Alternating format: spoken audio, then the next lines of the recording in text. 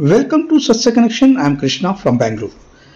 ಬೆಂಗಳೂರಿನ ಯಲಂಕದ ಕೋಗಿಲು ಗ್ರಾಮದಲ್ಲಿ ದಿವಂಗತರುಗಳಾದ S Radhanna, K Basavaraju ಹಾಗೂ ಈರಣ್ಣ ಅವರುಗಳ ಸ್ಮರಣಾರ್ಥ ನುರಿತ ಕಲಾವಿದರಿಂದ ಕುರುಕ್ಷೇತ್ರ ಪೌರಾಣಿಕ ನಾಟಕವನ್ನು ಕಟ್ಕೇನಹಳ್ಳಿ ರಾಜಣ್ಣ ಅವರ ಸಂಗೀತ ಹಾಗೂ ನಿರ್ದೇಶನದಲ್ಲಿ ಲಕ್ಷ್ಮೀ ನರಸಿಂಹ ಡ್ರಾಮಾ ಸಿನರಿ ಅವರ ರಂಗ ಸಜ್ಜಿಕೆಯಲ್ಲಿ ಅದ್ದೂರಿಯಾಗಿ ಪ್ರದರ್ಶನಗೊಂಡಿತು.